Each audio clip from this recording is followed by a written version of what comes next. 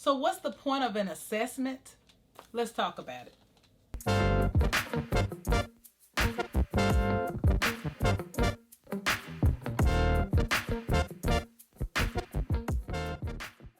I know you're probably tired of hearing assessment, assessment, assessment. Test over here, test over there. Is it all necessary? Well, to be honest, a lot of it is quite excessive. There can be a such thing as too much testing. So let's talk about why an assessment is important. For what I do, I work with students who are struggling in the area of reading and need to be strengthened as a reader. The assessment is so important in this process because I don't want to waste any time getting to the point of what that child's individual needs are. Before I work with a child, I conduct a reading assessment because this assessment is going to let me know what grade level that child is actually reading on. It's letting me know how well they're able to comprehend, and it's letting me know a lot of different things that kind of show the areas of weakness that they need to work on, as well as the strengths that they have. I'm able to tell how fluent they are as a reader. It's a lot of things that I can learn from that. And what that does is it hones in for me on what it is that will help that child become successful as a reader. Think of it as a fire on Main Street. And there's a house. Let's say the address is 100 Main Street. And there's a house that's 101 Main Street. And the house that's on fire is 101 Main Street. And just think that if the fire department came to put out this fire and they went to 100 Main Street and just started pouring all the water on 100 Main Street, how effective do you think they'll be? So are they working hard? Yes. Is the water coming out? Yes, it is. And everything is working effectively as far as the fire truck is concerned, the water, the pressure of the water, everything is working as it should. But it's not putting out the fire. It's on the wrong house. It should be on 101 Main Street. 101 Main Street is burning down. And so, if you don't know what your child's area of weakness is, you could be working so hard to help that child to be successful. You're helping them with their homework. You're helping them learn their spelling words. You're helping them learn their vocabulary words. You're helping them get ready for their science tests, their social studies tests. And they're still struggling when they're going to school, and you're doing everything you know to do. But you don't know what's keeping the child from being successful. And that's what an assessment does. The assessment points to the area where the water needs to go. In this particular analogy that I just gave you, the water should be going on 101 Main Street, but the water is being put on 100 Main Street. Now, of course, with the idea of a fire, you would see which house is burning. But I'm just giving an example of what the purpose of an assessment is. You know, many times parents are told to, be sure to read to their child every day. And that's very good advice. However, when a child is struggling and failing in school, many times they're still given that same advice, which if that's not the problem, then it's not going to be the solution for that child's issue. So the assessment allows me to see what that child does well and where the child is having an issue, which is why it is also so very, very important that a child is allowed to take the assessment with no interference. Many times we can be tempted to want to help a child out on an assessment, to give them a hint or something of that nature, but that is not good practice. I know parents who are tempted to do this, and I also know teachers who are tempted to do this.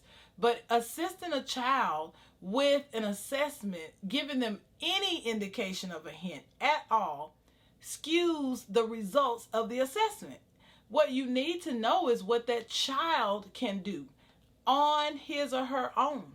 And so from there, that's the only way that this information will be accurate, is to let them do it on their own and to be able to look at the results of it and determine the areas that they are strong in and the areas of weakness that needs the most attention. So I don't want to waste any time. If I know the area that the child needs to work on, then that is where I develop a plan to help them.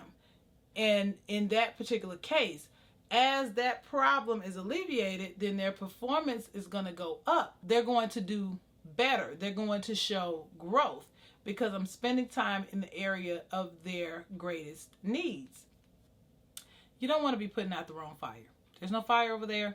Fire's over here. You're putting all the effort, all the work over here. You're not going to meet the need of the child. And so, you do want to know what your child's needs are. Now, how can you find that out? Well, first of all, your child's teacher should have some assessment information. A lot of times, most schools are going to assess their students 3 times a year at least, just to see where they are when they first get there, and then in the middle to see whether they're showing any progress, any growth, and then at the end to see how much growth did they actually have that school year. Okay, so you need to know how your child is doing with those school assessments. Now, sometimes they're not as focused when they're in a room, with a lot of kids and they're all taking the test. Some of them are more focused on doing their best than others. Some just want to click through. If they're on the computer, they just want to get done with it, and they're not really doing their best work. But the work that I do, I'm working one-on-one with the child. At any case, you do want to know how your child is performing at school as well. So be sure to request those results. Find out when your child is going to be assessed, and find out, if the teacher will send you a copy of their results. That can give you very, very important information. A lot of times you may look at it, you may not know what you're looking at. The teacher can explain it to you. Many times that's something that I also am able to do, is interpret the information on a school-based test or assessment. And a lot of that is critical and important to kind of piece together the best plan for your child. Sometimes it's a motivational issue. Sometimes they're just not trying on particular type of test than others. So assessments are very important, and they must be done with integrity. They must be done in such a way that the information is valid and is going to help to meet their needs. And once we know that, then we know what not to spend time on, because sometimes people may want to just give a blanket, answer to your child is struggling, so they need to work on fluency. But they have no basis as to why they said that. They just call out fluency or comprehension for anybody who's struggling as a reader. And the truth of the matter is, there are a lot of different components to reading, and there are 5 major elements of reading, and you have to really know where that child is struggling, and specifically what kind of errors they're making in their reading, so that the right plan can be developed and determined for them to grow and improve. So that is the area that I am most passionate about, because once we teach that child those skills that they need to be successful, then their progress is going to take off. And before you know it, they will become an independent reader. And they will get to the point where they're on grade level and even get above grade level if the work is truly putting in.